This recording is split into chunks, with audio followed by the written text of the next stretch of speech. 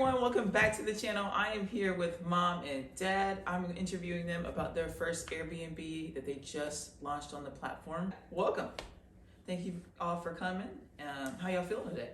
Feeling great. Feeling good. Yeah. Good. Good. Good. So tell me about the Airbnb. Where are you guys? Where's it located? How long did it take? Just give me all the details.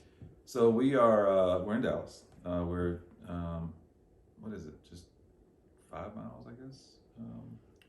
5 miles from West of downtown Dallas. And so we are far enough outside of Dallas where you don't hear the traffic. There's no sense of traffic and congestion. Nice wooded area behind the property. But when it's time to have a good time, it's a 10-minute drive. And so I think the project started I think the acquisition started in May. I think it was. And so we completed the property in, I guess, November. Yeah, early November. Mm-hmm. And your first day on the Airbnb platform was which day? Do you remember? I do not remember the actual day. Okay. I know our first booking was through the Thanksgiving holiday, so it was okay. A couple days before Thanksgiving. Mm-hmm. Okay, good. Mm-hmm. Good. Okay. So walk me through the property in terms of acquisition all the way through getting it to the platform. Was there any construction you had to do, or was it kind of move-in ready and just needed furniture? And so, we acquired the property after conversations and viewing the property, and then we just kind of reviewed the property for what construction and rehab needs we would need to do for this particular property. We weren't sure of the exit strategy initially, but after just kind of reviewing the property, the location, we decided on a short-term rental. So I would say this was mostly a cosmetic sort of renovation. A lot of fresh paint everywhere, trim walls and things like that. And once we decided to do a short-term rental, we decided to theme it. And so giving it a mid-century modern theme, we had to then turn in that direction with a lot of the cosmetic things we did. One of the most notable would be like the kitchen area. We went with the slab cabinet doors, refacing those. Very simple, very clean handles everywhere. Restrooms, the kitchen everywhere. And it transitioned nicely. I think the home was kind of asking for a mid-century modern look, so it transitioned nicely and it behaved well. We didn't run into any major issues along the way. All right, let's talk about outside. You guys did a wonderful oasis outside. Walk me through everything. I see you guys maybe painted the concrete and did something to the deck. What did you guys do? Yeah, we did. We my husband cleaned up everything. We did a good power wash on the whole outside, the deck, and the deck of the pool, and that cleaned up really nicely. And then we painted the deck of the pool a nice color, and we brought in some flowers and some furniture and some nice cushions out there, and I think it turned out really well. Yeah, that's good. And since we're already outside, let's talk about the furniture outside. A lot of people ask, the number one question they ask is, how do you stay within budget? How do you get everything you need, make it look good, but still stay in that budget? How do you guys do that? That's an interesting question. How do we stay within budget? A lot of driving and internet searching. This particular furniture we discovered actually driving not far from the property. They had it advertised actually outside. The demo was outside, that is. And it's a very cool wicker look. It's actually made of aluminum, which I didn't know that existed. And so that was well within the budget, and we love the way it looks, and it sits very nice, very comfortable. Gotcha. Number one question may be asked by guests and anyone watching this video is the pool heated? And if not, are we thinking about doing that in the future? The pool is not heated as of yet. That's definitely on the list. We've had a couple of inquiries already. It's Texas. Usually it's pretty warm, but that also means that a heated pool, the guests could swim well into the fall months and possibly, tap onto the winter months as well. What about inside in terms of furniture and finding everything, putting everything together? How'd you stick with the mid-century modern theme, even though most of the furniture we see out there is either traditional or just modern? How did you merge the two together? I think I would just kind of echo back to a lot of searching online because oftentimes the resources are available, but just not around the corner. So it may involve an order and wait kind of situation, and start early will be my recommendation if you are looking to do a themed property. It's going to take a minute to gather the things that you truly want. You might want to settle and get them sooner, but if you want to stick it out and get what you're truly looking for, I would say order early. It may be in the living room, your own home, in your bedroom, but just store it and bring it in. I think you'd be happy with the end result. Did you just stick with your desire? We did a lot of searches. I did a search on Facebook Marketplace, and I had a notice. So anytime someone would put something on there for that was mid-century modern, it would send me a notice. So I'd be able to see anything that came up. I did gather a few things from there, from Facebook Marketplace. Mm-hmm. But I was at home. I was in good Home Goods all the time, and they have wonderful items for decorating. That's good. West Elm's a great resource too. Oh yeah, West Elm. We got a lot of things from West Elm. Yeah, very nice. Either of you have any background in design? I Of don't. course. I know. I'll let you handle that, honey. Let's say artistry. Mm-hmm.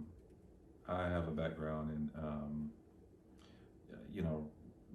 retail, from personal shopping to wardrobe building, and then I have a father who is beyond knowledgeable in,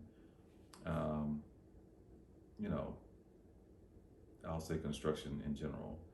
And so I think that just being with him as a young man, I was a sponge, I think, and just absorbed a lot of it. And so not really a specific home design decor background, but I think they all are kind of intertwined. Mm-hmm. Artistry is artistry, and you just got to apply it to what you're most comfortable with, I think. Gotcha. Yeah. Okay. Gotcha. If I were someone looking to get into real estate, and I was interested in the Airbnb space, what advice would you give to me? Someone that's maybe on the younger side, just graduated college. What would you say to me? I would say that we can use this example, or we can use any example of a field that maybe you're not quite familiar with. I would say don't reinvent the wheel. Have a little money to invest in the educational side of it. Just pursue those who have been successful, those who are willing to share information. There are a lot of resources out there, but I would vet them. I would sift through them and figure out what is valid, who has a good track record, and then start. Just start, gather the information, and what will happen, I believe, is that you will migrate towards what is natural and comfortable for you. And on the Airbnb platform, you may want a themed residence. You may want something that's traditional. You may want something that's rural. Mm-hmm. But I think that will reveal this up to you. But you got to get started. Gotcha. Yeah. Okay, random question. Just gonna throw it out there. If someone came up to you and wanted to rent the house and pay the nightly rate with Bitcoin, would you guys take it? Ooh, good question. My response would be that I would have to research that a bit more to have a better understanding of it. Gotcha. Yeah. Okay. I know nothing about it. I would allow him to research, and then allow him to tell me what's going on, Okay. and then I would allow him to make the decision. Mm-hmm. I think part of that is going to be what Airbnb is Mm-hmm. set up to receive as well.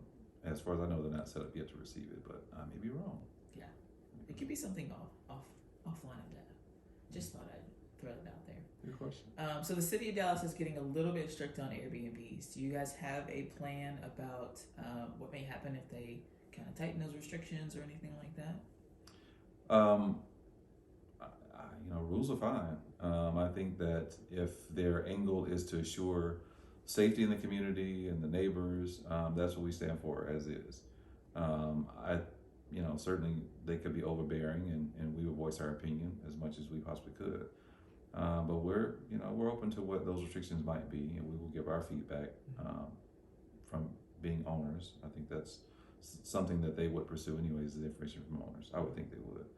But we have our own household rules here, and the city of Dallas has their rules as well for short-term rentals, and we respect that.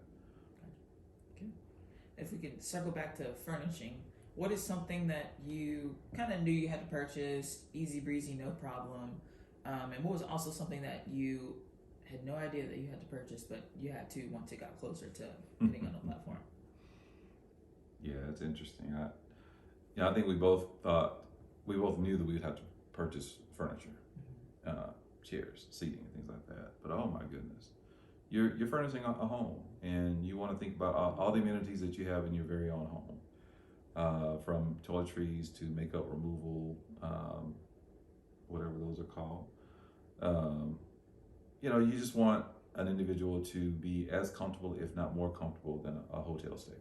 I mean, this is their home away from their home, and so we have to really position ourselves as a guest and not as owners, and figure out what we would like as a guest and make sure that we fulfill that. We may have missed something, but I think we hit a lot of the mark too. Yeah. We have a lot of appliances, just in case they want to use them. We have a double waffle maker. We got a nice blender, hand blender. They might want to come in and make a cake or something. So we have everything they need to make a cake. You a cake, To waffle, bake a cake. toast maker. Yeah, anything. I'd love to sample the cake when you're done. Okay. Let's actually go back to the very beginning. The specs of the house: bedrooms, bathrooms, square footage, all of that. What about that? So we have 4 bedrooms. We have 3 full bathrooms. The square footage of the house is 2,100 square feet. So it's and 2-car garage. I think this is probably like a quarter of an acre, the home, and then there is a little creek behind the home. But it's beautiful back there. The guests can really sit down, and I say if you want to come and write a book, this would be a nice place to sit down and relax and write a book. Because we have squirrels running around everywhere. They love the pecan tree in the front yard, and it's really nice. It's really nice. So anybody, if you know an author, tag them below and have them go ahead and click the link below, and just go ahead and book the full year. Write that book. And Yeah, that's right. get you a Nobel Peace Prize. Okay. Well, thank you all so much for coming to the channel. It is a pleasure. I wish you guys the best, and bookings forever and ever. Thank you, Drew. Thank you. very Anything much. else you'd like to say to our subscribers? No, I think we think of hosting from a really family-oriented and fun perspective. So if you're ever our guest, please leave feedback and let us know if we have any shortcomings. But I think you would really love the area, considering the fact that it's in Dallas, but it feels like it's it's truly a getaway. Hey, thanks for watching. Feel free to like and subscribe, and leave a nice comment below. She's done a great job. Thank you, guys. See you next time. Thank you. We're good. All right, y'all. An hour and a half after we were scheduled to start, we are here. No, just kidding. And Mom and Dad, you guys so Hold your cute. coat, Oh my God.